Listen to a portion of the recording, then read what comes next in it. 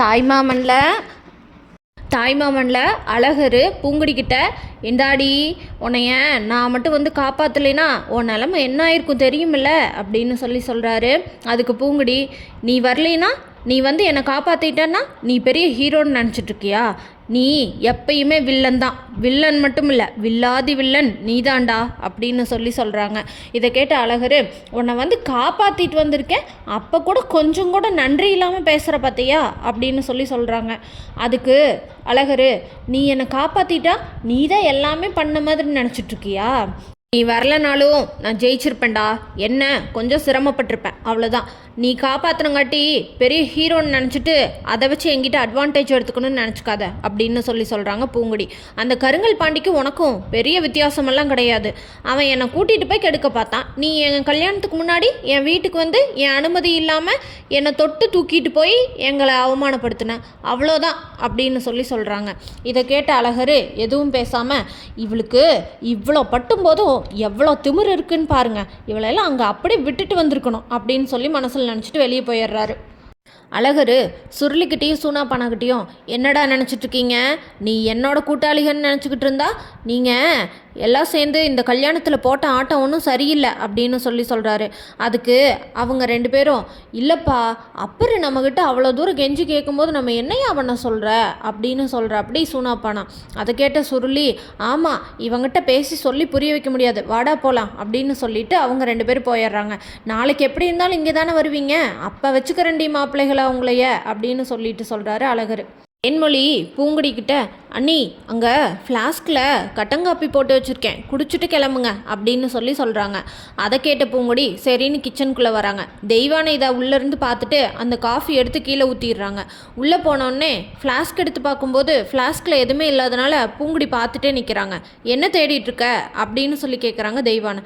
காஃபிமா அப்படின்னு சொல்கிறாங்க பூங்குடி. இதை கேட்ட தெய்வானை, உனக்கு காஃபி வேணும்னா நீ தான் வச்சு குடிக்கணும், உன்னால் ஒரு காஃபி கூட வச்சு குடிக்க முடியாது, உங்கள் வீட்டில் என்ன சொல்லி வளர்த்திருக்காங்க அப்படின்னு சத்தம் போடுறாங்க. அம்மா ஒரு நிமிஷம் இருங்க, நான் என்ன சொல்ல வந்தேன்னா, காஃபி இருக்குன்னு சொன்னாங்க, அதை கேட்குறக்காக வந்தேன். நான் ஏதோ உங்களை காஃபி வச்சு தர சொன்ன மாதிரி பேசுகிறீங்க.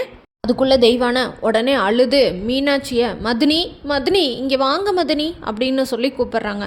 உடனே மீனாட்சி அங்கே வந்து, என்னாச்சு மதினி அப்படின்னு கேட்குறாங்க. இங்கே பாருங்க மதினி, நான் சமையல் கட்டுக்குள்ளேயே இருக்கிறனால இவன் என்னைய சமையல்காரின்னு நினச்சிக்கிட்டாலோ என்னவோ தெரியல, காஃபி வச்சு கொடு அப்படின்னு சொன்னான். கொஞ்ச நேரம் வெயிட் பண்ணுமா, நான் வேலையை முடிச்சுட்டு வச்சு தரேன் அப்படின்னு சொல்கிறேன்.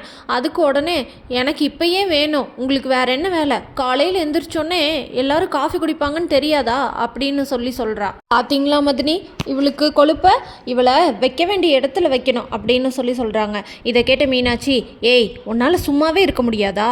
எங்கேயாவது ஒரு பக்கம் ஏதோ ஒரு பிரச்சனை பண்ணிகிட்டே தான் இருப்பியா?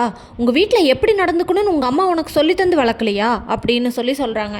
இதை கேட்ட பூங்குடி, இங்கே பாருங்க, நீங்கள் பண்ணுறது ரொம்ப தப்பு, இங்கே என்ன நடந்ததுன்னு தெரியாமல் நீங்கள் எங்கிட்டயே பேசிகிட்டு இருக்கிறீங்க அப்படின்னு சொல்கிறாங்க மீனாட்சி.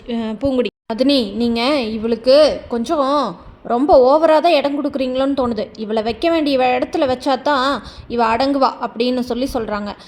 செம்பிலியும் பெண்ணியும் பூங்குடிக்கிட்ட, எத்தா, நாங்கள் உன்னை பார்த்து பேசணும்னு நினச்சிக்கிட்டே இருந்தோமத்தா அப்படின்னு சொல்கிறாங்க. என்னன்னு கேட்குறாங்க பூங்குடி. சியா ரொம்ப நல்லவருத்தா, நீ நினைக்கிற மாதிரி எங்கள் சியா எல்லாத்தையும் கஷ்டப்படுத்தணும்லாம் எதுவுமே பண்ண மாட்டார். அவர் உன்னோட இளவரசியோட காது குத்தில் ஏதோ தெரியாதனமாக கால் தவறி போய் தள்ளி விட்டதில் தான் உங்கள் ஐயா மந்தையா செத்து போயிட்டார். எங்கள் மந்தையா மேலே எங்கள் சியா எவ்வளோ அன்பு வச்சுருந்தாருன்னு எங்களுக்கு தான் தெரியுமம்மா.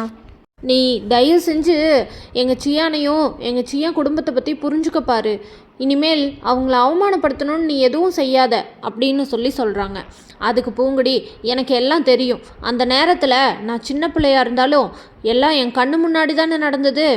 என் வீட்டில் இருக்கவங்க சொல்லி கொடுத்த ஒன்றும் எனக்கு இந்த வீட்டு மேலே பகையாகலை. நடந்தது எல்லாத்தையும் நான் கண்ணில் பார்த்துருக்குறேன். எங்கள் அப்பா ஒரு நாளும் கையில்லாமல் கஷ்டப்படுறத நினச்சி எனக்கு எவ்வளோ கஷ்டமாக இருந்திருக்கும் சொல்லுங்கள். அதனால வந்த வெறுப்பு தான் இது அப்படின்னு சொல்கிறாங்க. பூங்குடி, இந்த குடும்பம் நல்ல குடும்பம் தானே புரிஞ்சுக்கிட்டு அவங்களோட வாழ்க்கையை காப்பாற்றிக்குவாங்களான்னு தெரிஞ்சுக்க நம்ம சேனலை மறக்காமல் லைக், ஷேர் அண்ட் சப்ஸ்கிரைப் பண்ணிக்கோங்க.